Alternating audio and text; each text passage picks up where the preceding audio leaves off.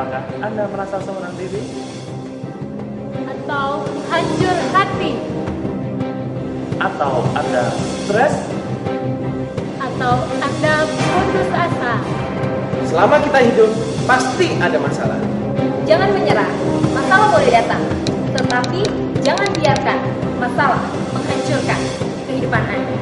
Karena itu, saksikan New Life Setiap hari Jumat jam 11 malam, hanya di stasiun kesayangan kita, hanya di Batam TV. New Life.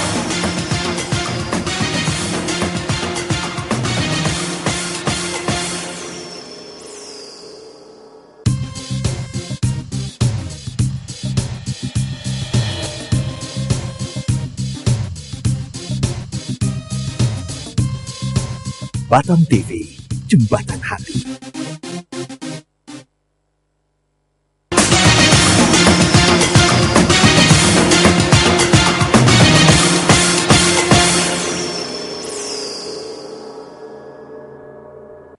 Sesuatu yang besar sudah terjadi, sedang terjadi, dan akan terus terjadi. Ya, selamat malam pemirsa, berjumpa kembali di acara yang pastinya akan merubahkan kehidupan kita semua, New Life. Ya, selamat malam pemirsa. Gimana kabarnya nih pemirsa pada malam hari ini? Nah, kami yakin dan percaya pemirsa semua dalam keadaan yang luar biasa, dahsyat dan mantap sebagaimana acara New Life pada malam hari ini. Ya pemirsa, siaran New Life pada malam hari ini dikemas secara interaktif atau secara langsung, di mana pemirsa dapat berpartisipasi langsung kepada kami dengan menceritakan setiap permasalahan yang Anda miliki pada malam hari ini dengan mengirimkan SMS di 0819 081 74 kali 1. Ya, untuk itu pemirsa jangan lewatkan sedetik pun dari acara New Life pada malam hari ini, karena kebahagiaan, masa depan yang baik, dan masa depan yang baik selalu ada untuk kita semua. Ya pemirsa, pada malam hari ini kita mengangkat tema cinta terlarang.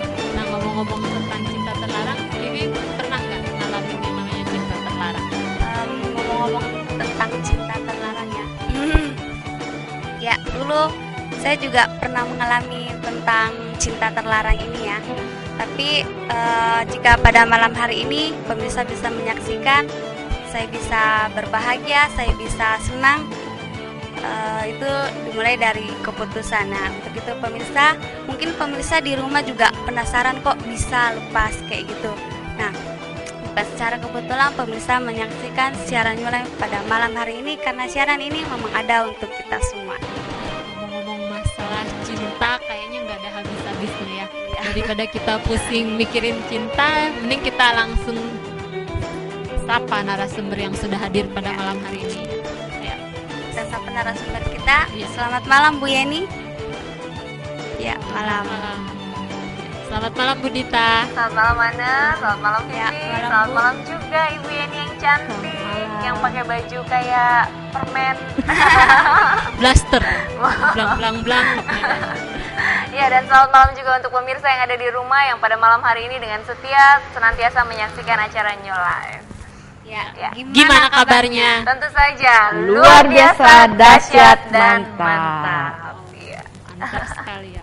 Ya, ngomong-ngomong mengenai cinta terlarang nih, kok malam-malam hari gini mengangkat tema cinta terlarang? Kenapa tuh Bu? Ya, banyak orang yang berpikir kadang-kadang sesuatu yang terlarang itu katanya memacu adrenalin gitu. Ada yang berkata seperti itu. Ada juga survei yang menyatakan bahwa 1 dari 10 orang itu hari ini sedang melakukan yang namanya cinta terlarang.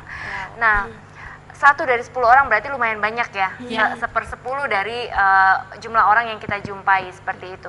Nah, tetapi faktanya adalah bahwa orang-orang yang menjalani cinta terlarang itu sebenarnya ketika kita berbincang-bincang, ketika kita bertatapan muka secara langsung dengan orang-orang itu, ternyata setelah diselidiki orang-orang itu sebenarnya mengalami ketidaktenangan di dalam hatinya, mengalami suatu situasi yang namanya nggak ada damai yang mereka alami.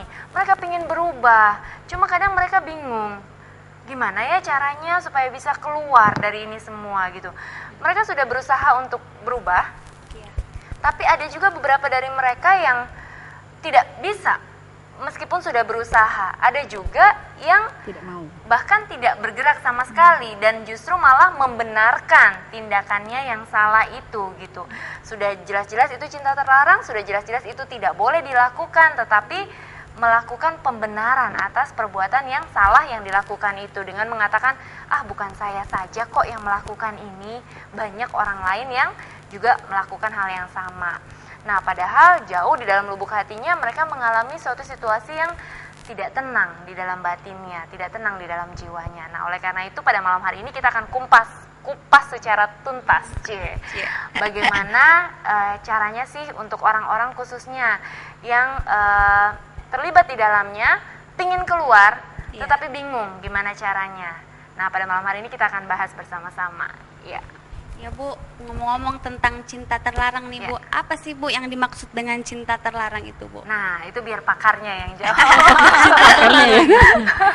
Kalau menurut saya cinta terlarang itu cinta yang melanggar norma-norma keagamaan dan norma-norma dari kemasyarakatan adat istiadat. Contohnya begini, kalau norma-norma keagamaan, kita kan semua agama di muka bumi ini mengajarkan bahwa menikahlah dengan yang satu keyakinan ya. Berarti cinta terlarang adalah hubungan yang didasari dari dua keyakinan gitu loh.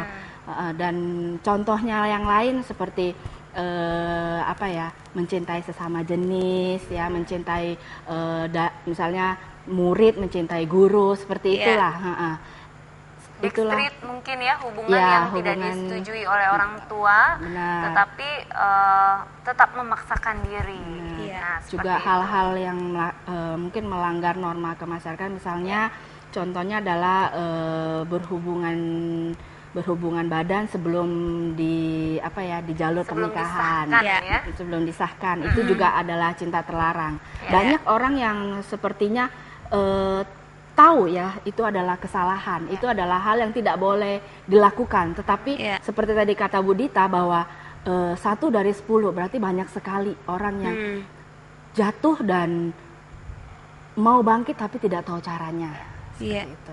Dan ada juga orang-orang yang sudah tahu yang dicintai itu sudah punya pasangan, tetapi kok masih mencintai orang seperti itu dan juga sulit untuk bisa keluar dari sana gitu. Sudah tahu bahwa tidak boleh mencintai apa yang itu adalah milik orang itu adalah suami orang atau istri orang, tetapi nggak ngerti nih, entah kenapa kok tahu-tahu jatuh cinta dan sulit untuk keluar dari sana, seperti itu.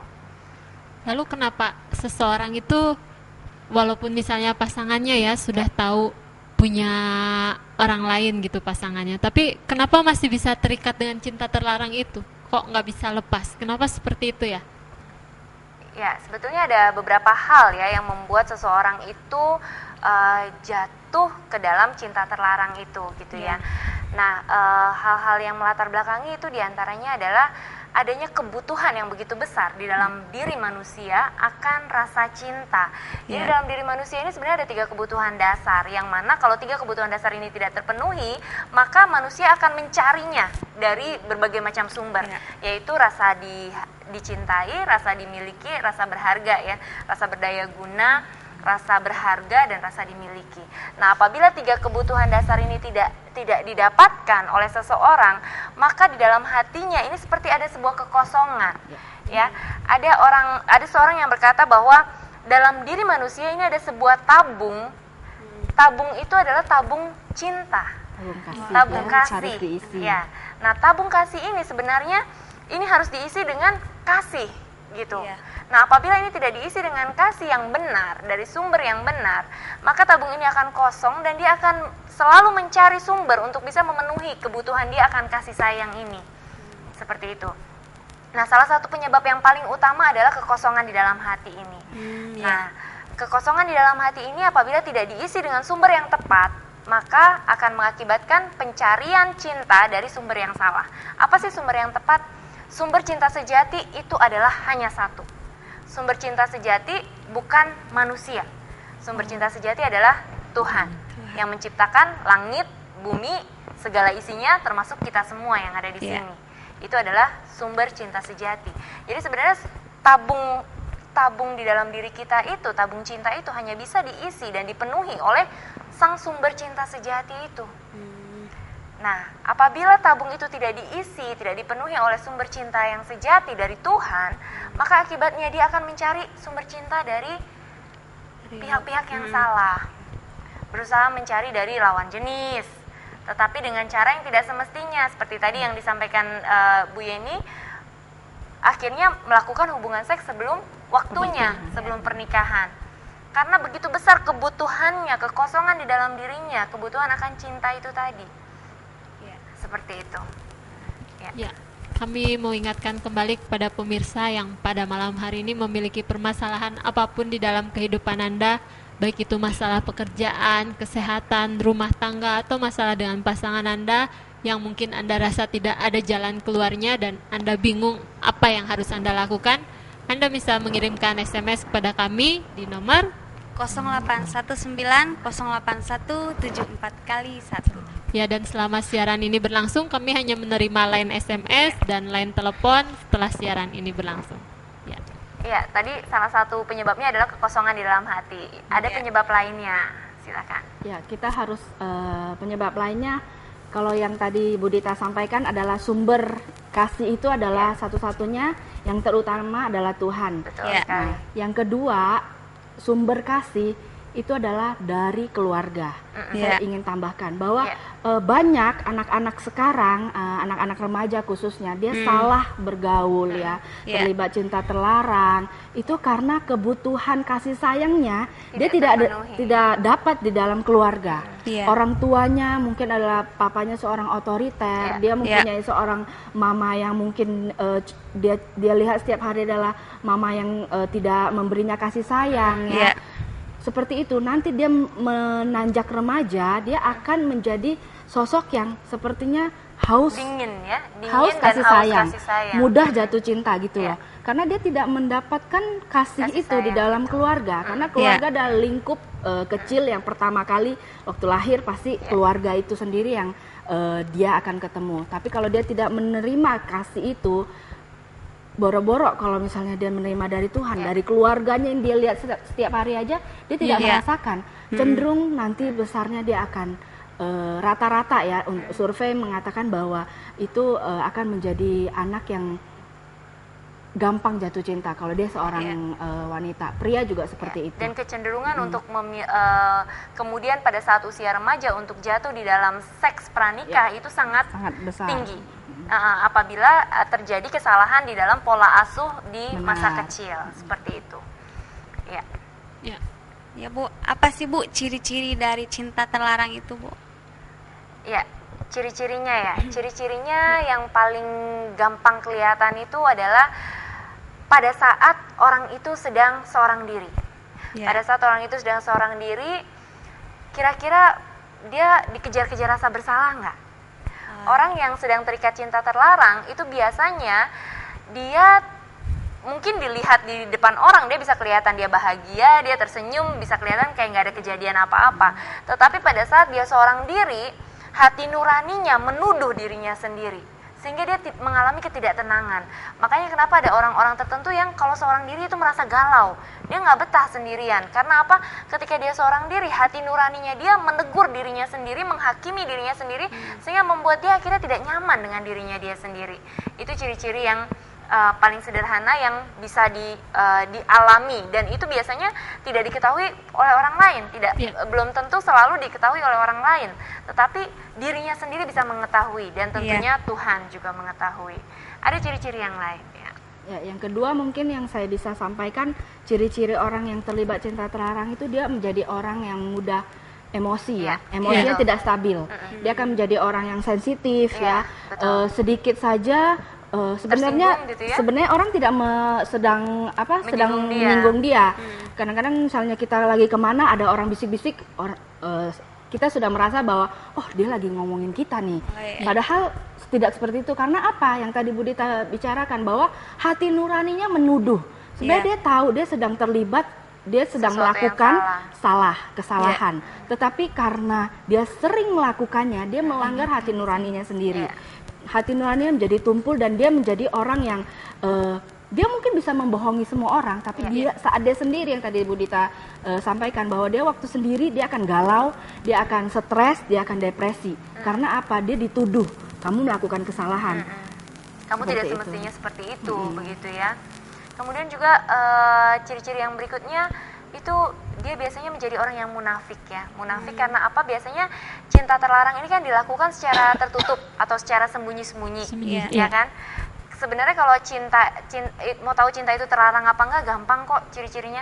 Kalau dia berani blak-blakan, terbuka gitu ya, apa adanya, bagaimana adanya gitu, apa adanya ya itu berarti bukan cinta yang terlarang sebenarnya gitu. Tapi betul. ketika ditutupin, dia pingin gak semua orang tahu, ada orang-orang tertentu saja yang boleh tahu, mungkin sebagian orang yang komunitasnya sama gitu, yang dia anggap sama-sama melakukan hal itu saja yang boleh tahu, sementara orang-orang lain yang dia anggap bisa menghakimi dia nggak kepingin tahu, misalnya seperti tokoh keagamaan, tokoh masyarakat, dia nggak kepingin hal ini diketahui oleh orang lain, itu adalah juga salah satu ciri dari cinta terlarang gitu.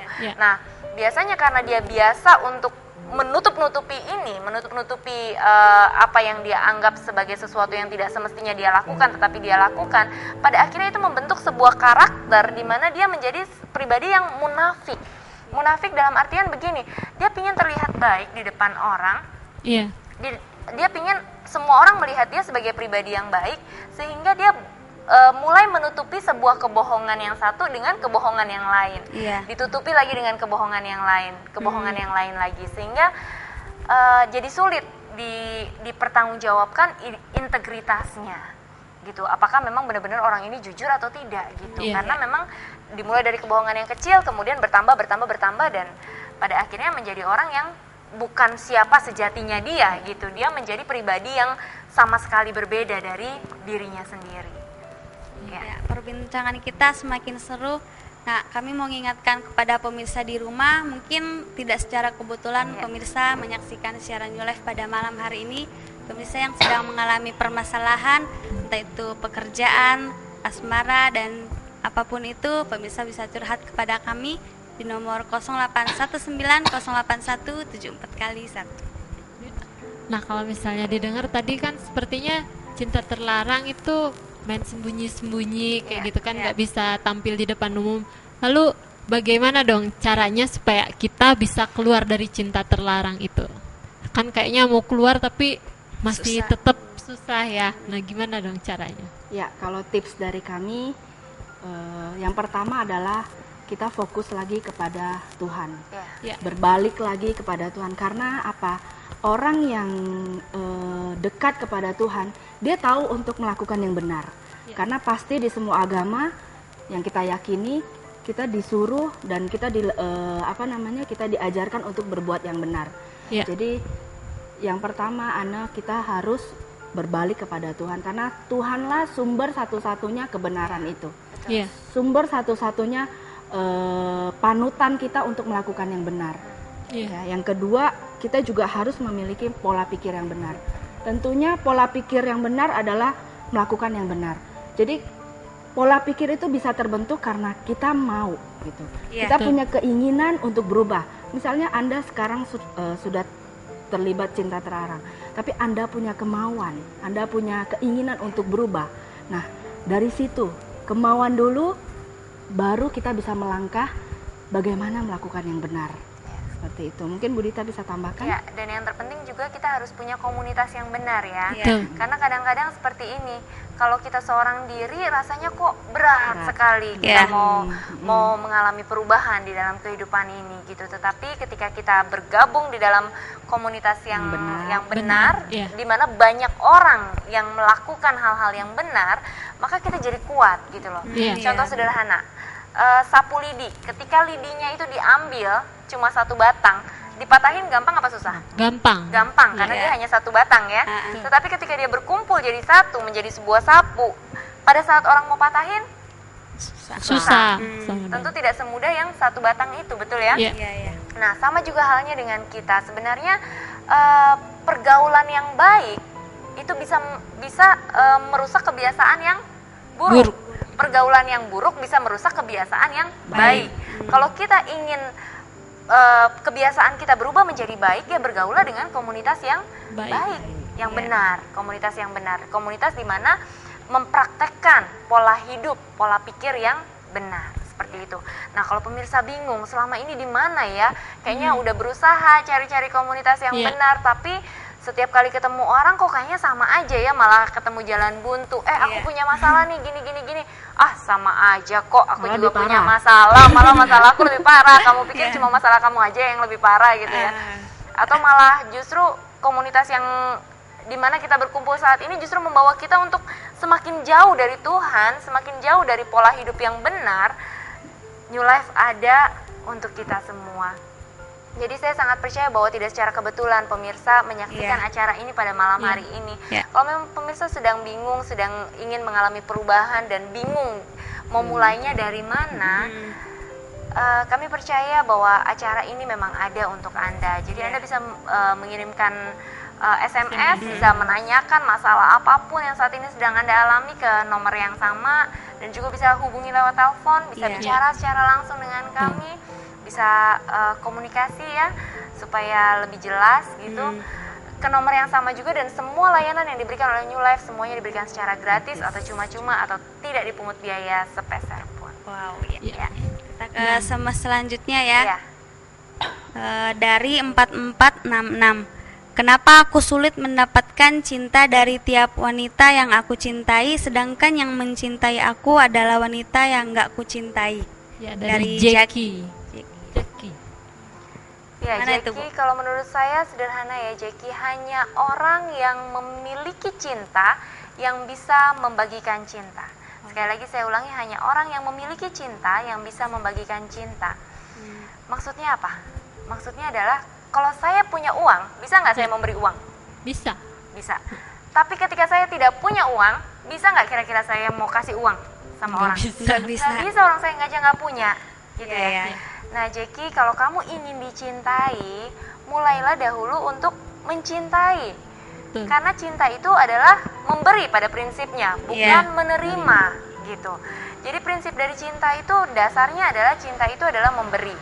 Nah, kalau kamu tidak bisa memberikan cinta, bagaimana mungkin kita bisa mengharapkan cinta dari manusia ya? Nah, bagaimana caranya supaya kamu bisa memiliki cinta, supaya kamu bisa memberikan cinta buat orang lain? Miliki dulu sumber cinta itu, gitu loh. Miliki dulu, puaskan dulu kekosongan di dalam dirimu itu, kebutuhan akan cinta di dalam dirimu itu dengan cinta dari Tuhan. Dari situ kamu bisa memberikan cinta, gitu loh. Seperti itu. Mungkin bisa saya tambahkan, mungkin untuk Jackie ya, dia kan ada suka sama orang, tapi orangnya tidak membalas. Nah, kalau menurut saya sih tidak ada salahnya kita berani untuk mengungkapkan ya. Karena kalau misalnya cuman telepati dan kita kita gengsi ya seperti itu ya, itu akan akan sebenarnya merugikan diri sendiri. Kan tidak ada salahnya kalau kita mengutarakan perasaan kita sebelum semuanya terlambat. Seperti itu. Dan jangan takut apapun jawabannya ya kita harus terima. Betul. Itulah untuk mau satu kebahagiaan kita harus berani untuk berkorban. Ya, dan satu hal mungkin yang juga saya perlu tambahkan di sini bahwa Jackie, Tuhan itu telah menentukan sebenarnya satu orang pasangan hidup yang terbaik untuk menemani kamu sepanjang sisa umurmu gitu, sepanjang sisa hidupmu. Jadi hanya ada satu orang saja, Jackie. Jadi kalau kamu ditolak sama satu orang misalnya gitu ya, orang yang kamu cintai ternyata dia tidak mencintai kamu kembali, ya berarti dia bukan orang yang pas buat kamu, tinggalkan gitu loh. Nggak ada yang salah dengan itu, memang dunia ini kan banyak orang ya gitu. Dari begitu banyaknya manusia di dunia ini, kamu hanya satu loh pasangan hidup kamu yang memang benar-benar Tuhan sediakan, yang pas sesuai dengan siapa kamu gitu. Tuhan sudah menyediakan yang terbaik untuk kamu, satu orang saja dari begitu banyaknya populasi di dunia ini. Jadi kan probabilitasnya memang sangat besar gitu ya. Jadi kemungkinan gagalnya juga besar karena memang cuma satu saja gitu. Jadi ya nggak masalah gitu. Kalau memang kamu belum ketemu ya nggak apa-apa gitu loh. Itu bukan akhir dari segala-galanya. Toh kita masih hidup berjalan terus ya. Tidak ada kata terlambat, masih bisa untuk mencari yang terbaik di dalam hidupmu gitu. Dan saya percaya bahwa Tuhan sudah menyediakan yang terbaik. Yang terbaik sedang menanti kamu saat ini. Mungkin kamu tidak tahu di mana orangnya, mungkin tidak pernah ketemu, mungkin juga saat ini belum kenal gitu ya. Tetapi percayalah bahwa Tuhan sudah menyediakan yang terbaik untuk kamu. Ya. Nah, ini ada SMS nih, kan dalam setiap acara pasti ada yang mendukung atau ada yang nggak suka ada yang juga pro dan kan. kontra, ya, Iya. betul. Nah, ini ada SMS dari 0270. Nah, omong kosong katanya. Buktinya kalian aja masih putus asa. Nah gimana tuh Bu menurut dari tanggapan SMS pemirsa tersebut? Dari mana taunya kalau kami masih putus asa? Ya. Jadi tapi nggak apa-apa gitu.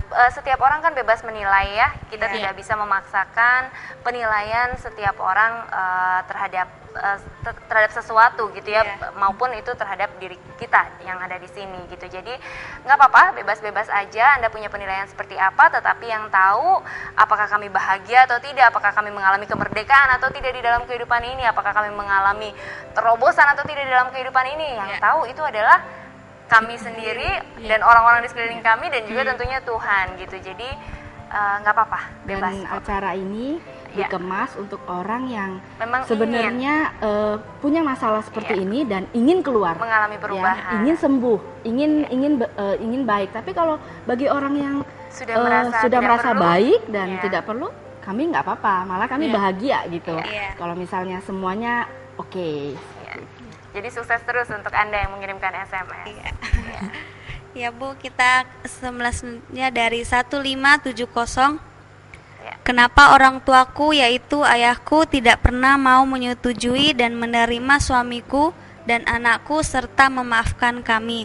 Apa karena kami nikah lari? Tapi kami sudah minta maaf, tapi maaf kami tidak diterima. Apa yang harus kami perbuat? Dari Rizda di Bengkong. Nikah lari ya? Iya, memang selalu ada konsekuensi dari setiap tindakan atau perbuatan kita yang salah yang kita lakukan. Dan konsekuensi itu sih kalau menurut saya ya memang harus dihadapi ya. Masalah ada bukan untuk kita hindari, tetapi kita hadapi. Saya sangat percaya bahwa ada pepatah lama yang mengatakan batu sekeras apapun jika ditetesi oleh aliran air, lama-kelamaan batu itu juga bisa hancur juga gitu loh. Jadi saya sangat percaya hati sekeras apapun gitu ya, semarah apapun orang tua terhadap kita, kalau kita tetap bereaksi dengan benar, kita tetap menunjukkan bahwa kita anak yang berbakti, kita datang dan tetap menunjukkan rasa hormat dan respek kita kepada orang tua kita, saya terlampau yakin suatu saat pasti orang tua kita juga pasti akan luluh dan menerima kita kembali gitu.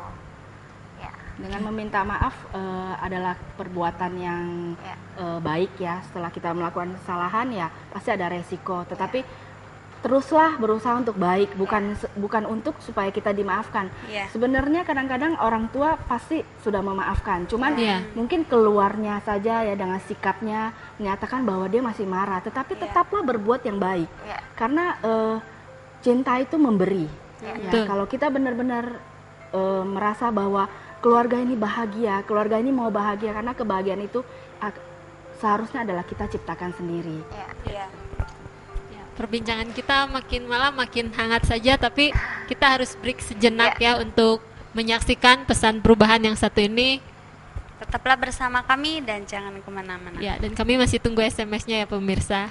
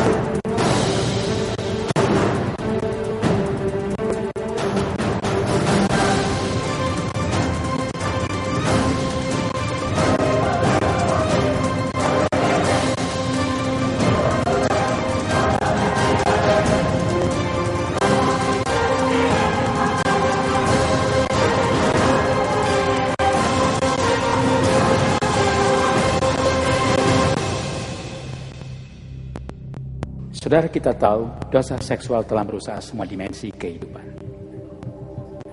Namun kita yakin dosa seksual bisa dicegah dan perilaku seksual yang kudus bisa kita bangun. Shalom, my name is Luis Bush of Transform World here in Indonesia. One of the great challenges of our time is sexual holiness. Pada saat ini serangan yang luar biasa sedang terjadi kepada banyak keluarga Kristiani. Serangan melalui pornografi di internet yang merambah bisa masuk sampai ke handphone dan sebagainya. Itu amat besar. Orang muda sekarang mengalami tantangan yang amat hebat. Tetapi gereja kita belum siap. Itu sebabnya saudara, kita sebagai pekerja, pemimpin, bahkan hamba-hamba Tuhan, kita perlu mendapat pelatihan khusus. Kita perlu mendapatkan pencerahan khusus. Kita perlu diperlengkapi supaya kita dapat mengerti konsep ini dari segi Alkitab maupun dari segi medis. Kami di Yada Institute mengembangkan Biblico-Medic Sexology, suatu kurikulum pendidikan seksual yang mengintegrasikan fakta medis dengan kebenaran firman Tuhan yang diajarkan dengan cara yang sangat berimbang. Biblico-Medic Sexology dikemas dengan presentasi multimedia yang atraktif. Itu memberikan pengalaman belajar yang menyenangkan dan sekaligus mengubah hidup orang yang mempelajarinya. Biblico-Medic Sexology kami kembangkan khusus untuk memperlengkapi para pemimpin rohani seperti saudara. Sehingga saudara kita mendapatkan perlengkapan untuk kita melayani gereja dan melayani saudaraku keluarga-keluarga, bahkan anak-anak muda, mempersiapkan anak-anak di rumah tangga saudaraku supaya mampu menjawab kebutuhan yang ada. Jika saudara terbeban untuk berperang melawan dosa seksual pada generasi ini, saya mengundang saudara untuk diperlengkapi dalam National Intensive Course Biblico-Medic Sexology yang kedua pada tanggal 8 sampai 11 Oktober tahun 2013 di Jakarta.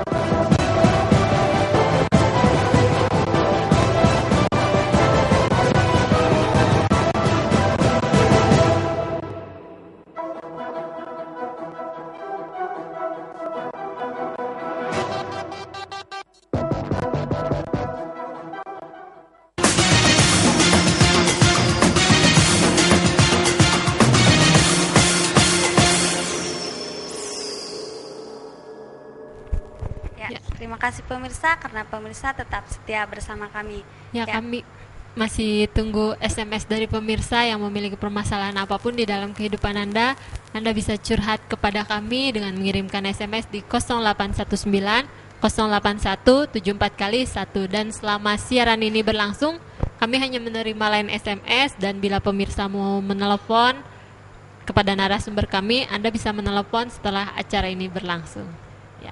Nah ini Bu, kembali ke pertanyaan. Banyak yang bilang kalau cinta terlarang itu misalnya selingkuh atau suka sama jenis itu bisa dibilang faktor genetika atau turunan dari orang tua gitu. Nah, bagaimana menurut pandangan Ibu? Ya sebenarnya sih apa yang kita lakukan itu akarnya, kalau kita mau dicari apa yang kita lakukan itu sebenarnya akarnya itu ada dari pola pikir kita. Pola pikir kita itu menentukan apa yang kita rasakan dan pada akhirnya menentukan pola tindakan kita gitu. Jadi kalau kita mau lihat kenapa ya tindakanku kok salah gitu, itu ternyata setelah ditelusuri oleh para pakar itu ternyata diawali dari pola pikir yang salah. Ketika pola pikirnya salah, perasaan juga salah, otomatis pola tindakannya salah. Tetapi kalau pola pikirnya benar, perasaannya juga jadi tenang, pola tindakan pun jadi benar. Nah, apabila ada sebuah kepercayaan seperti itu ya, bahwa cinta terlarang seperti perselingkuhan, kemudian penyuka lawan sesama jenis gitu ya, seks sebelum waktunya, seks pranikah, itu dilakukan akibat dari keturunan gitu ya. Maksudnya ini kan dilakukan oleh orang tua saya. Jadi ini mungkin genetika gitu, ada kaitannya dengan genetika. Apabila pola pikir itu terus dibangun dan terus dipercayai, maka akibatnya adalah perasaan kita juga jadi salah, dan pola tindakan kita juga akibatnya jadi salah. Makanya kalau dari kami sih, kami sangat yakin bahwa pola pikir yang benar itu akan mengakibatkan tindakan yang benar. Jadi milikilah pola pikir yang benar, bahwa segala sesuatunya itu sebenarnya tidak ada kaitannya gitu loh, tidak ada kaitannya dengan faktor genetika. Memang benar, mungkin apa yang kita lihat, apa yang kita dengar dari pola asuh yang ditanamkan dari orang tua kita itu memang tertanam di alam bawah sadar kita. Akan tetapi sebenarnya kita juga punya kok sebenarnya sebuah pilihan. Apakah kita mau tetap di sana atau kita mau memperbaharui pola pikir kita bahwa aku adalah orang yang benar, aku orang yang suci, aku orang yang kudus, aku orang yang berbuat benar, aku orang yang bertindak benar. Kalau kita memiliki pola pikir yang benar, maka perasaan kita jadi tenang, apa yang kita lakukan juga pasti benar gitu loh. Dimulai dari kepercayaan yang benar. Dan yang kedua, tadi kita ingat bahwa penyebabnya sebenarnya adalah kekosongan di dalam hati itu. Jadi saya sangat percaya dan saya terlampau yakin bahwa hal-hal apapun yang menurut manusia itu mustahil dilakukan, bagi Tuhan gak ada yang mustahil. Banyak orang berkata, aduh kebiasaan seperti ini sulit ditinggalkan. Kalau orang sudah kebiasaan selingkuh, udahlah ceraikan saja lah gitu, karena dia pasti gak bisa berubah. Kalau saya terlampau yakin bahwa tidak ada yang mustahil kok bagi Tuhan. Dan tidak pernah ada kata terlambat. Pengharapan itu selalu ada. Orang yang suka selingkuh seperti apapun gitu ya, ada testimoni-testimoni yang menunjukkan bahwa orang yang dulunya mengecewakan keluarga bisa ternyata berubah jadi pribadi yang begitu mengagumkan, jadi pribadi yang bertanggung jawab, jadi pribadi yang begitu mengasihi istrinya gitu. Nah, oleh sebab itu kalau saran dari saya, berhentilah untuk mencari kambing hitam dari tindakan kita yang salah. Ya, berhenti untuk mencari kambing hitam atau mencari pembenaran untuk membenarkan tindakan kita yang salah gitu. Jadi walaupun situasi tidak mendukung kita untuk berbuat benar, tetaplah berbuat benar, tetaplah berpikir benar dan berbuat benar, seperti itu ya. Mungkin mau ditambahkan? Nah, itu aja. Kita ke SMS selanjutnya ya. Dari 9486, bagaimana cara mengatasi intimidasi, rasa bersalah, tidak bisa memaafkan diri sendiri karena melakukan kesalahan besar di masa lalu? Gimana tuh cara mengatasi intimidasi? Rasa bersalah di masa lalu. Tidak bisa memaafkan diri sendiri karena melakukan kesalahan besar. Iya, sekali lagi ini semuanya berkaitan dengan pola pikir. Ya, berkaitan dengan pola pikir dan bagaimana pola pikir kita terhadap Tuhan.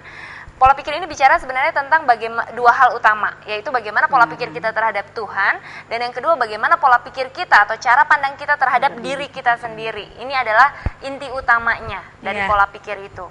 Nah, jadi ketika Tuhan seperti apa yang Anda kenal gitu, apakah Anda menganggap bahwa Tuhan itu belum mengampuni dosa-dosa masa lalu Anda masih menganggap bahwa Tuhan itu adalah pribadi yang suka marah, yang selalu siap untuk menghukum Anda? Ataukah Anda mengenal Tuhan sebagai Tuhan yang pengasih, Tuhan yang penyayang, Tuhan yang selalu mengampuni kesalahan-kesalahan yang Anda lakukan? Tuhan seperti apa yang Anda kenal? Kalau kami sangat percaya bahwa Tuhan adalah Tuhan yang penuh dengan kasih, Tuhan yang selalu bersedia untuk mengampuni setiap dosa-dosa dan kesalahan yang kita lakukan. Dia adalah Tuhan yang besar, Dia Tuhan yang maha baik, Dia Tuhan yang begitu mengasihi dan begitu peduli sama kita. Dan yang kedua, bagaimana Anda mengenal diri Anda sendiri? Apakah Anda tetap mengenal dan memandang diri Anda sebagai orang berdosa yang terus-menerus dosa masa lalu itu tidak bisa lepas dari hidup Anda? Ataukah Anda mau menerima pengampunan yang sudah Tuhan berikan? Mau menerima pengampunan itu dan hidup di dalam kemerdekaan gitu loh. Nah, mungkin kalau masalah ini lebih enak sih memang kita ngobrol langsung ya, ketemu langsung supaya pembicaranya lebih detail gitu. Karena memang kita kan nggak tahu juga ini rasa bersalahnya karena apa. Memang harus dibahas lebih dalam gitu. Tapi saya sangat percaya bahwa pengharapan masih tetap ada. Miliki pola pikir yang benar. Ya, kami masih tunggu SMS-nya ya buat pemirsa yang memiliki permasalahan apapun di dalam kehidupan Anda. Jangan ragu lagi, jangan bingung lagi, Anda bisa ambil handphone, curhat kepada kami dengan mengirimkan SMS di 0819 081 74 kali 1. Kita ke SMS selanjutnya. Bentar. Nah, ini dari 3204. Ini dari Sally. Aku udah 3 tahun menikah dan udah punya 2 anak. Dan sekarang aku udah merasa dingin sama suami. Nah, dan pernah berpikir untuk meninggalkan suamiku. Nah, bagaimana tuh menurut pandangan ibu-ibu? Dingin terhadap suami. Sally ya. Iya. Itu kalau misalnya kita sekilas dengar dari SMS-nya ya, kita tidak tahu ya masalah apa yang terjadi. Kan tentunya ada sebab, ada akibat. Betul. Apa yang menjadikan Anda dingin kepada suami? Apakah masalah Anda masalah banyak ya, mungkin pengasuhan anak, mungkin Anda capek dengan mengasuh anak sehingga Anda tidak merasa mendapatkan kasih sayang atau apa. Jadi mungkin kurang lengkap ya. Jadi tapi apapun itu saya sarankan bahwa gini, pada saat Anda memulai untuk menikah ya dengan suami Anda, pasti ada satu komitmen. Ingatlah komitmen itu ya. Jadi ingatlah juga, jangan hanya karena emosi Anda meng-SMS seperti ini memutuskan. Jadi saran saya adalah jangan mengambilkan satu keputusan pada saat Anda sedang emosi atau Anda sedang marah atau Anda sedang dalam keadaan emosi yang tidak stabil. Karena itu semuanya 100% pasti salah. Mungkin kalau misalnya saran dari kami adalah untuk waktu berdua dengan suami. Aturlah waktu berdua dengan suami. Mungkin Anda berpergian ya, jalan-jalan berdua saja. Mungkin ada anak-anak, mungkin anak-anak boleh dititipkan di keluarga. Atur waktu untuk kencan berdua. Jadi seolah-olah pada saat pacaran dulu itu kok indah, kok sekarang kok jadi berubah. Pasti ada sesuatu. Saya sarankan untuk komunikasikan, karena kalau seperti itu terus berlanjut dan itu disimpan terus di dalam hati, pernikahan Anda sedang diambang kehancuran. Tetapi kalau Anda merasa bahwa komitmen pertama itu Anda mengingat lagi masa-masa bahagia saat pacaran ya, Anda mau pastikan Anda berkomitmen dengan suami adalah membina rumah tangga yang bahagia. Apalagi sudah dikaruniakan anak, itu adalah anugerah dari Tuhan. Jadi tidak bisa seperti itu aja, pasti ada masalah. Nah, masalah itu yang dicari dan diselesaikan. Seperti itu. Tapi apapun masalah itu semuanya pasti ada jalan keluar. Asal kitanya mau, asal kitanya benar-benar tahu bahwa kebahagiaan bukan hanya kebahagiaan kita, tetapi kita sudah punya tanggung jawab 2 orang anak itu. Keluarga itu bukan hanya kebahagiaan saya atau suami, tapi kebahagiaan kita bersama. Komunikasikanlah dengan enak seperti itu. Dan saya rasa masalah apapun, kalau kita benar-benar bersatu ya, suami istri punya komunikasi yang lancar, semua masalah akan terlewati. Ya, betul sekali. Jadi sebenarnya cinta itu ibarat kita menanam sebuah tanaman ya, menanam sebuah pohon. Pohon itu tidak tumbuh dengan sendirinya, dia membutuhkan perawatan, dia membutuhkan perhatian, dia membutuhkan kasih sayang gitu ya, sehingga pada akhirnya pohon itu bisa tumbuh dan bisa menghasilkan manfaat pada waktunya gitu. Nah, sama halnya juga dengan cinta. Jatuh cinta itu adalah hal yang mudah. Banyak orang mengatakan seperti itu, tetapi untuk mempertahankan cinta, untuk stay in love itu bukan sesuatu yang mudah, tetapi itu diperlukan suatu perjuangan dan usaha untuk merawat cinta itu sendiri gitu. Jadi cinta itu perlu dipupuk namanya, cinta itu perlu dipupuk. Jadi yang tadi Bu Yeni sudah sampaikan itu adalah kiat-kiat bagaimana caranya sih supaya kita bisa memupuk cinta itu gitu. Jadi bagaimana ibu bisa merekatkan kembali hubungan dengan suami, bisa menghidupkan kembali api-api cinta yang dulu pernah ada di antara ibu dan suami. Itu memang perlu ada tips-tips tertentu, Bu. Ya, itu seperti tadi salah satunya sudah disampaikan oleh Ibu Yeni. Cobalah cari waktu berdua. Kadang-kadang tanpa kita sadari ketika kita sudah memiliki anak, fokus perhatian kita ke anak, fokus perhatian suami kita ke anak. Sehingga tanpa kita sadari, kita nih sedang membangun tembok yang kita nggak sadar, kita nggak lihat, tapi sebenarnya ada sebuah tembok atau jurang yang sedang memisahkan antara kita dan suami. Kadang karena saking sayangnya kita sama anak, sampai tidur pun kita maunya sama anak gitu loh. Tapi kita nggak ada waktu lagi untuk saat-saat berduaan sama suami seperti itu. Nah, bisa diterapkan, coba diterapkan tips-tipsnya tadi yang dari Bu Yeni. Carilah waktu-waktu berdua bersama-sama, ngobrol bareng, mengenang kisah-kisah masa lalu, denger lagu-lagu jadul. Ya kan ini 3 tahun saya rasa belum terlalu jadul lah ya mestinya. Jadi kalau yang kami rasakan sih Bu, saya menikah 10 tahun, Ibu Yeni menikah berapa tahun? 8 tahun, dan yang kami rasakan kalau kami ngobrol-ngobrol semakin jumlah tahunnya bertambah, yang kami rasakan adalah pernikahan kami semakin indah. Betul ya Bu ya? Bahkan jauh lebih indah daripada pada waktu pacaran dulu. Jauh lebih indah gitu. Semakin tahun semakin mengenal, seharusnya bukan semakin dingin, tetapi justru semakin mengerti, semakin mengenal satu sama lain, dan semakin pengennya deket terus gitu. Jadi cucit ya. Tapi ini fakta ya. Udah jangan ngiri ya. Yang belum ngalamin tunggu tanggal mainnya. Jadi cinta sejati itu memang benar-benar ada, dan percayalah Bu bahwa tidak ada kata terlambat ya untuk sebuah perubahan. 3 tahun saya rasa pria yang Ibu lihat hari ini itu sebenarnya adalah pria yang Ibu puja-puja 3 tahun yang lalu. Nah, kenapa kok bisa melihatnya sekarang beda? Karena sebenarnya Ibu sedang memandang dari sudut pandang yang berbeda. Coba diingat kembali, dulu juga pria ini sama kok, punya kelemahan-kelemahan yang sama seperti pria hari ini yang Ibu jumpai juga gitu. Cuman kan kalau dulu 3 tahun lalu itu kita lihatnya dari sisi baiknya aja gitu. Mau ada kejelekannya juga gak apa-apa Mas gitu, merem mata aja kayaknya gak apa-apa, kamu tetap yang terbaik buat aku. Coba sekarang gitu kan, coba sekarang kita belajar untuk melihat dari sudut pandang 3 tahun yang lalu kita melihat orang yang sama. Ya Bu, kita ke SMS selanjutnya, ini dari 8225. Mbak, saya mau tanya gimana caranya menghilangkan rasa cinta dan rasa sayang kita kepada orang yang benar-benar kita suka. Hal ini saya putuskan karena cinta kami terlarang karena agama. Jadi cuman minta solusi yang terbaik buat saya. Terima kasih. Cinta terlarang karena beda agama. Bagaimana caranya menghilangkan cinta? Menghilangkan rasa cinta, menghilangkan rasa cinta dan sayang.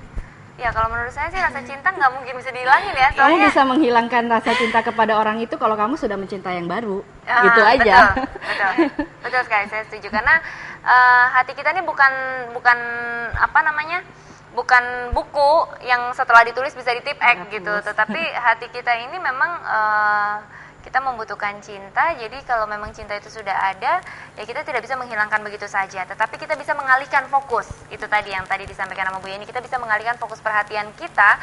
Kalau memang kita merasa kita mencintai orang yang salah, ya stop berpikir tentang orang itu. Mulai fokuskan pikiran pada pribadi yang benar. Mulai miliki pengharapan, walaupun mungkin kita belum melihat orang lain gitu ya. Kadang orang berpikir, oh karena saya belum ada orang yang mau saya cintai, jadi nggak apa-apa lah saya bertahan dulu di cinta yang ini gitu loh, karena belum ada yang saya cintai gitu. Jangan juga gitu. Tetapi mulailah miliki pengharapan bahwa saya sangat percaya bahwa Tuhan sudah menyediakan pribadi yang terbaik yang akan mendampingi saya sepanjang sisa umur kehidupan saya. Jadi mulai miliki pengharapan bahwa Tuhan menyediakan yang terbaik, dan yang terbaik itu hanya bisa datang ketika kita mau melepaskan yang baik menurut kita. Karena Tuhan memberikan yang terbaik, betul dong? Kalau Tuhan mau memberikan sesuatu yang berharga 10 juta, kan kita mesti lepaskan sesuatu yang harganya 1 juta yang kita pegangin terus di tangan kita, betul nggak? Karena kalau tangan kita udah penuh dengan yang harganya 1 juta ini, kan kita nggak bisa terima yang 10 juta harganya gitu. Jadi kalau kita ingin mendapatkan yang terbaik dari Tuhan, ya lepaskan yang baik gitu loh. Yang mungkin menurut kita orang ini baik, tetapi kalau baik, selama ada yang terbaik kan yang baik nggak cukup jadinya. Ya. SMS selanjutnya dari 0580. Kak, saya kan satu rumah sama kakak kandung. Masalah saya, abang ipar saya suka sama saya, soalnya pernikahan kakak saya sudah 5 tahun belum punya anak. Gimana solusinya? Nah, dicintai kakak ipar. Dia satu rumah dengan kakak kandung dan kakak iparnya. Kalau menurut saya itu salah satu cinta terlarang. Sebenarnya kalau seperti itu kita sudah tahu ya, sudah pasti jawabannya ya Anda tidak boleh balas mencintai. Kalau misalnya sudah ada tanda-tanda, kalau menurut saya kita harus malahan dia sebagai adik ya. Dia sebagai adik, dia harus menyarankan bahwa kakak iparnya itu untuk kembali lagi kepada jalan yang benar. Karena gimana pun dalam suatu pernikahan, kalau misalnya kita sudah menjadi orang ketiga di dalam pernikahan itu, saya yakin gini, seorang pria yang mudah sekali jatuh cinta, ya, mudah sekali mengkhianati pernikahannya, dia akan melakukan sama pada saat dia bersama dengan Anda. Seperti itu. Jadi cobalah kita memiliki pola pikir atau prinsip hidup yang benar. Kalau ini kita rasa adalah salah, kita tegas. Bahkan kalau misalnya menurut saya kalau tidak memungkinkan untuk menghindari karena ada satu rumah, cobalah kita untuk memikirkan pindah dari rumah tersebut ya. Bagaimana atau hal yang terbaik adalah komunikasikan dengan baik.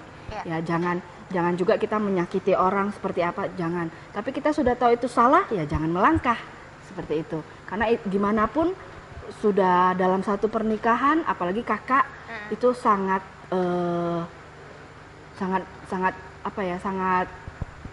tidak diizinkan lah seperti itu. Karena seperti yang tadi saya bilang, dia gampang jatuh cinta karena mungkin belum punya anak. Nah, dia akan melakukan sama. Orang yang sudah gampang selingkuh, sudah gampang mempermainkan cinta kakak Anda, ya pasti dia akan juga mempermainkan cinta Anda. Seperti itu. Ya Bu, kita selanjutnya dari 4094. Bu, saya mau tanya, saya menikah sudah 3 tahun, tapi dari semenjak saya pacaran sampai sekarang, saya rasa cemburu saya kepada suami saya nggak hilang-hilang. Tiap kali saya sama suami saya jalan sama kawan-kawan cewek, saya selalu cemburu. Mohon tipenya. Cemburu Bu, udah 3 tahun menikah. Cemburu ya? Masih cemburu terus dari zaman pacaran sampai 3 tahun menikah. Ya, yang pernah kami pelajari adalah mungkin kita, karena gini, faktor cemburu itu bisa karena luka ya, karena trauma di masa lalu atau kejadian-kejadian yang tidak mengenakan di masa lalu. Mungkin contohnya gini, waktu kecil kita selalu tidak dipercaya oleh orang tua. Ya, kita sering sekali dikhianati oleh papa kita. Misalnya papa kita janji untuk A, B, C, kita tidak mendapatkan seperti itu. Jadi cenderungnya adalah saat kita memiliki pasangan, kita juga akan memandang seperti papa kita gitu. Jadi gini, misalnya padahal suami kita itu benar-benar mencintai kita, tapi kita selalu cemburu. Apa misalnya dia lihat seorang cewek ya, padahal dia tidak suka, padahal melihat saja dia sudah cemburu. Dan itu juga mungkin juga faktor gambar diri ya, luka di masa lalu, gambar diri. Sebenarnya itu yang harus diselesaikan ya, karena apa? Kalau luka masa lalu atau peristiwa traumatis masa lalu tidak diselesaikan, itu akan mengakibatkan bahwa cenderung hubungan kita kepada pasangan juga akan terganggu. Jadi akarnya dulu dicari. Kenapa sih kita menjadi orang yang cemburuan? Apakah kita orang yang dulunya adalah tertolak, orang yang dulu sering disakiti, sering dibohongi, seperti itu. Jadi kaitkanlah kepada masa lalu kita. Coba kita flashback, apakah kita orang seperti itu? Nah, kalau misalnya kita adalah orang seperti itu, yang pertama harus kita lakukan adalah stop untuk melihat masa lalu, tapi kita memperbaikinya sekarang. Jadi kita fokus kepada yang benar. Kita akan minimal melakukan hal yang salah. Seperti itu. Mungkin ada tips dari Bu Dita? Sebenarnya mungkin akar dari cemburu itu kalau ditelusuri sebenarnya kan kekhawatiran ya. Kekhawatiran atau ketakutan, takut kehilangan, takut nanti suami kita berpaling, takut karena kita ngerasa kita tidak semenarik teman-temannya mungkin gitu ya, takut tersaing dan lain sebagainya. Jadi sebenarnya semua ketakutan-ketakutan itu kalau ingin dicarikan jalan keluarnya itu ada satu, yaitu lihatlah kepada Tuhan. Sekali lagi, apakah kita percaya bahwa Tuhan kita sebenarnya mampu menjaga suami kita 24 jam non-stop? Jauh lebih ketat penjagaan Tuhan daripada penjagaan kita. Kita ini kan manusia sebenarnya punya keterbatasan ya. Nah cuman kadang-kadang karena kekhawatiran kita, jadi kita beranggapan bahwa kita harus jaga super ketat nih suami kita supaya dia tidak melakukan hal yang tidak kita inginkan gitu loh. Padahal sebenarnya secara kalau kita mau bilang gitu ya Bu, Tuhan itu kan penciptanya ibu. Berarti Tuhan itu kan seperti bapaknya kita gitu ya. Kalau kita lihat sosok bapak itu kan pinginnya yang terbaik untuk anaknya. Jadi sebenarnya pribadi yang paling tidak ingin suami ibu selingkuh itu bukan hanya ibu, tetapi juga penciptanya ibu tuh nggak suka sebenarnya kalau suami ibu selingkuh. Jadi belajarlah untuk mempercayakan pribadi suami ibu pada perlindungan proteksi penuh 24 jam non-stop, yaitu pada penciptanya gitu loh. Itu asuransi 24 jam non-stop loh gitu loh. Jadi all risk tanpa biaya lagi gitu. Jadi apalagi yang mau kita khawatirkan gitu kalau memang yang menciptakan dia, melindungi dia, menjaga dia, memproteksi dia gitu. Tidak ada yang perlu kita khawatirkan. Nah, ketika kita mulai belajar mempercayakan hal itu, kita mulai belajar bahwa suamiku adalah pribadi yang baik kok. Suamiku adalah pribadi yang bisa aku percaya. Suamiku adalah suami yang setia sama aku. Kita mulai belajar juga untuk melihat yang benar tentang suami kita gitu. Nah, pada saat itu maka kita juga akan bisa bereaksi dengan benar terhadap suami kita. Ya Bu, kita ke selanjutnya dari 8695. Selamat malam Bu. Ada tip nggak untuk mengubah seseorang yang suka selingkuh dan susah diajak berunding? Terima kasih untuk jawabannya. Tip untuk mengubah Tips seseorang. untuk merubah seseorang. Sebenarnya kita tidak bisa merubah orang lain. Tetapi tetap ada kabar baik bahwa kita memang tidak bisa merubah orang lain, kita bisa merubah diri kita sendiri. Bagaimana cara kita memandang terhadap orang lain itu. Kita tidak bisa mengubah suami kita, tetapi kita bisa mengubah cara kita memandang suami kita. Kalau kita terus-menerus menganggap bahwa suami kita adalah suami yang suka selingkuh, suami yang tidak setia, dan lain sebagainya, maka kita mulai nggak respect sama dia. Dan ketika kita nggak respect sama dia, kita akan semakin men-trigger dia untuk terus selingkuh. Seperti itu ya. Mungkin ada tambahan dari Bu ini. Ya, mungkin contoh kasusnya kalau misalnya suami ibu pulang rumah, ibu belum apa-apa, ibu sudah marah-marah karena dituduh-tuduh macam-macam gitu karena tahu dia tukang selingkuh, padahal hari ini dia tidak selingkuh. Mungkin di dalam hatinya dia mau berubah. Tapi karena belum apa-apa sudah marah seperti itu, sudah diteror duluan. Sudah diteror ya, otomatis pasti suami ibu tidak akan betah di rumah ya. Dan kalau saran saya adalah mungkin kita bisa introspeksi diri kita sendiri. Kita nggak bisa merubah orang lain, yang bisa kita rubah dari diri kita sendiri. Mungkin bagaimana supaya gini, kita tidak usah membuat satu tips supaya suami tidak selingkuh, tapi bagaimana kita coba rubah pola pikir kita, bagaimana kita membina rumah tangga yang baik, menjadi istri yang baik. Mungkin waktu suami pulang kita layani ya, kita buatkan makanan, minuman kesukaannya, kita layani. Teruslah beri kasih itu. Saya percaya bahwa kasih itu memberi, dan pasti suami ibu juga tahu di mana di tempat mana dia akan melabuhkan hatinya. Ya, kalau misalnya di rumah dia tidak betah, tentunya di luar dia akan mencari orang yang bisa menerima dia. Betul sekali. Seperti itu. Ya, dan segimana-gimananya perselingkuhan, seenak-enaknya kata orang perselingkuhan gitu. Suatu saat dia juga pasti akan berantem kok sebenarnya sama selingkuhannya itu gitu loh.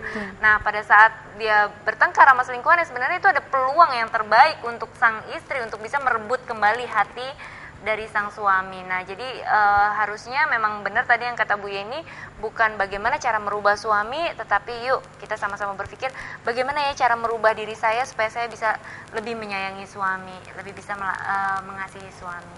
Seperti itu. Ya, sebetulnya masih banyak SMS gitu dan perbincangan kita makin hangat, tapi sayang waktu juga yang memisahkan kita. Ya, kami mengucapkan terima kasih kepada Bu Dita dan kepada Ibu Yeni. Ya, sebelum closing mungkin ada tips-tips terakhir dari narasumber. Ya, kalau dari saya hanya orang yang memiliki cinta yang bisa membagikan cinta. Karena itu pastikan bahwa tabung cinta Anda sudah diisi oleh sumber cinta yang benar, yaitu Tuhan. Dari Ibu Yeni? Ya, kebiasaan akan membentuk apa yang kita lakukan sekarang. Jadi kalau misalnya kita mau masa depan kita indah seperti pesan perubahan tadi, lakukanlah yang benar sejak hari ini. Ya, Luar biasa sekali, terima kasih banyak untuk waktunya, terima kasih banyak buat nilai-nilai yang sudah dibagikan kepada kita semua, dan terima kasih banyak terutama buat hatinya. Ya, kami juga mengucapkan terima kasih banyak untuk pemirsa di rumah yang setia menyaksikan siaran New Life pada malam hari ini. Kami mohon maaf tidak semua SMS yang masuk kami bacakan berhubung terbatasnya waktu. Namun pemirsa, apabila pemirsa tetap ingin mendapatkan jawaban dari narasumber kami, tetap bisa menghubungi nomor yang sama di nomor 0819 081 74 kali 1. Ya, kami juga mengucapkan terima kasih banyak pada kru Batam TV yang bertugas pada malam hari ini, karena tanpa bantuan dan kerjasama dari Anda semua, tidak mungkin acara New Life ini dapat berlangsung dengan baik dan lancar. Terima kasih untuk pemirsa di rumah, saksikan terus New Life setiap hari Jumat jam 11 malam hanya di stasiun kesayangan kita di Batam TV. New Life.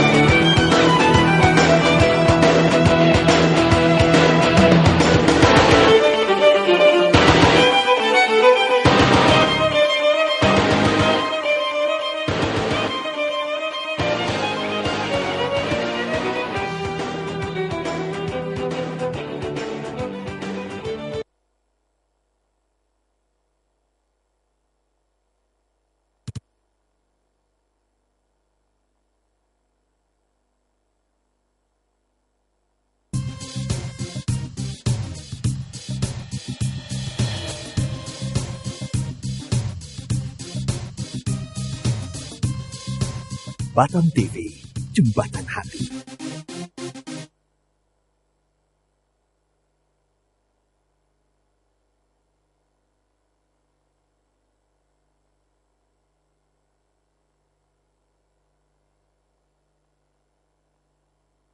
Indonesia, tanah airku, tanah tumpah darahmu. Di sanalah aku berdiri, jadi mantu ibuku. Indonesia, kebangsaanku, bangsa